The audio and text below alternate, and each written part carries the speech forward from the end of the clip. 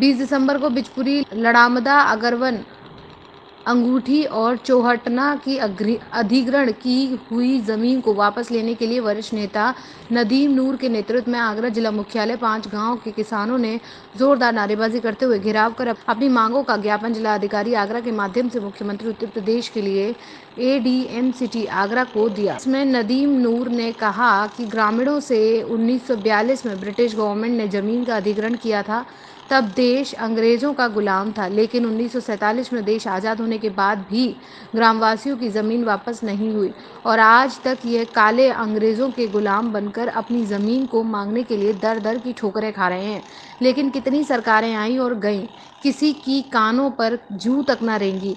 लेकिन आज इस ज्ञापन के माध्यम से किसानों की तीसरी पीढ़ी ने तय किया है, अगर हमारी ज़मीन हमें मांगने से नहीं मिलेगी तो हम अपनी ज़मीन को छीन कर लेंगे, लेकिन ज़मीन वापस पाकर ही रहेंगे।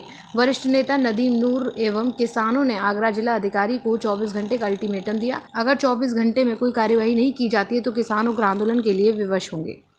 जा रही है किसानों के हक और अधिकार की लड़ाई है।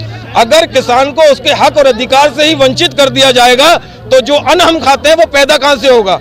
जमीन इस प्रकार से इनके साथ धोखाधड़ी करके इनसे जमीन हड़प ली जाएगी और उसके ऊपर ना तो कॉलेज बनेगा, ना लॉ कॉलेज बनेगा, ना एग्रीकल्चर का कोई काम होगा और किसानों के अधिकार उनसे वंचित होंगे। लिहाजा किसान मजबूरन जमीन पर उतरने के लिए आज विवश हुआ है। अगर इनकी मांगे नहीं मानी गई तो मजबूरन ये वहां का रोड बंद कर अनिश्चितकालीन हड़ताल करेंगे जब तक इनकी मांगे, इनकी जमीन वापस नहीं हो जाती।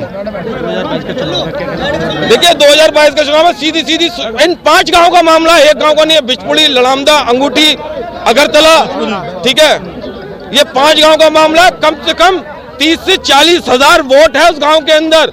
एक विधायक चुनने की शक्ति रखते हैं और अगर इन लोगों ने चुनाव का बहिष्कार कर दिया तो ये पार्टियां सोच ले इनका क्या भविष्य होने वाला है।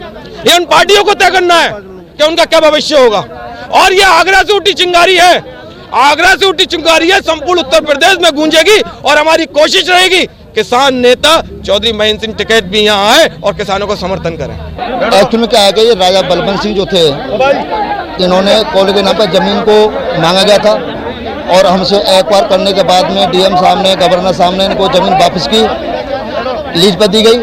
क्या लीज हमारी खत्म नहीं होती? अभी तक लीज खत्म हो गई तो हमारी जमीन हमें वापस की जाए, क्योंकि कॉलेज के नाम पे इन्हें सिर्फ जमीन को हड़पा गया है। इनकी ये जांच कराएं, DM साहब, हमारे माननीय मुख्यमंत्री साहब हमारी इसकी जांच कराएं कि बाकी में कॉलेज इतनी कितनी एरिया बनी है इनकी जो है। और कृषि को जो है अपनी आज स्वादित बताते हैं, क्या इनके बाप की जमीन है वो स्वादित जो है जमीन, तो ये हमारे बाप की जमीन है, ये इनकी जमीन नहीं है।